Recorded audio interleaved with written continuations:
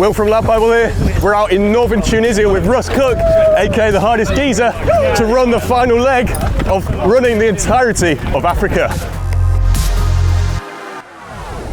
The day all started at a random petrol station in Ghazala, northern Tunisia. 44 kilometers in 30-degree heat with barely any shade. Sounds easy, right? After a lovely reunion for some of Russ's crew, he turned up, simply said, "F it, let's go," and started running in the other direction. The pace caught us off guard, and it was a lot faster than Russ's average for the past few days. But we were all so happy and excited to be there that we forgot about that, for a little while anyway. 2,000 people watching this, guys. Let's go! It's very hot. My legs are already very tired. I'm trying not to think about how long we've got left.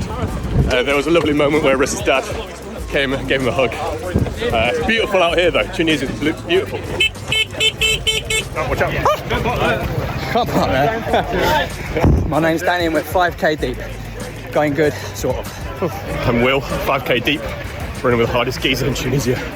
Already sweating my off. The Tunisian countryside was absolutely gorgeous and a lot greener than we thought. Our last 5k was very hard, it's so hot. I actually feel alright, but my feet are all listed up. I don't feel alright, just playing up to the camera.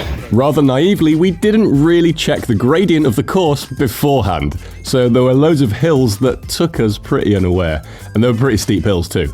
I actually feel better than the last, but I did stop to put plasters on my feet, so I can anticipate them not surviving. I do not feel better after the last 5k. Someone handed me a flapjack though, that was good. If Russ can do this for 350 days, I can try and do it for one. But everyone's so friendly here, passing out water, food, that kind of stuff. I don't know how Russ has done this for 350 days. That's just silly. 20k in, and it's getting a bit silly. I'm feeling alright, but there are people who are struggling, and yeah, I think just safety first, and we'll see how the rest of this day goes. So I just ran past some guy who passed out on the floor. Looked in a really bad way. That puts it into perspective, man. It is ridiculously hot. That's giving me chills, that's scary. These hills are no joke. That's half marathon point up, 2 hours 30. Possibly my slowest and hardest half marathon ever. But maybe the most beautiful. You know when you see videos of people's muscles like cramping up? That's what my calf's doing now. Halfway point. We're not actually sure if Russ is here, but there's a good group here, so this is as better place as any to stop. Be safe, hydrate. Yeah, staying safe is the key here now, but what this man has done is ridiculous. Stan, mate, just at the halfway point. Hey, how are you feeling, buddy? Amazing. Like, this is, I was just saying to Jamie, like, we started off this mission with nothing, with basically no money, no visibility, 10,000 followers. Like, it was the biggest gamble any of us have ever taken, especially Russ. And like, to see all these people out, it's honestly impossible to comprehend. And how are you doing, literally? Last leg? Tired, but amazing. Well done, mate, great job. I see Will! Will! How are you, buddy? Yeah, I'm cooked, but we made it halfway. Oh my God. 14 miles. Sheesh. Sheesh. It really puts it into perspective how much of the hardest geezer Russ is. I'm not the hardest geezer. One experience though, one experience. The halfway point was after 14 miles of hilly running in the sun with no shade. We'd run past a couple of people who had fainted and were just lying on the side of the road with others helping them. I was feeling pretty cooked at this point. My heart rate went over 200. I didn't want to faint, so I decided to take a chill, sit in a support car for half an hour, and then carry on later once my body had kind of cooled down. Cameraman Danny, on the other hand, carried on. What an absolute champion. Man, this pace is silly.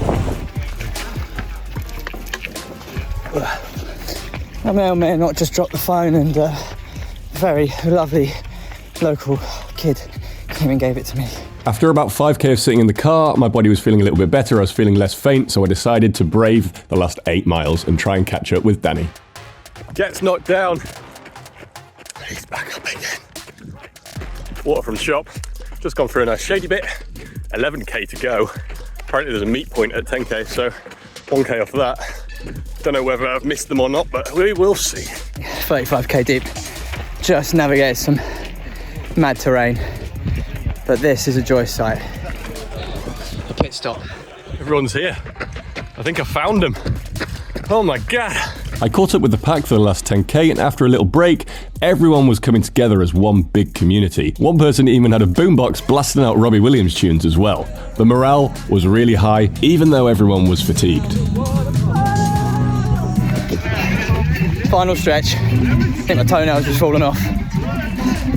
Doesn't. Who gives a f***? Let's do this. How long's left? Because there's not any signal for Google Maps, but you can see the sea. 0.5k away from the finish now, according to Google Maps. Managed to go the wrong way somehow, which I think added on at least another k.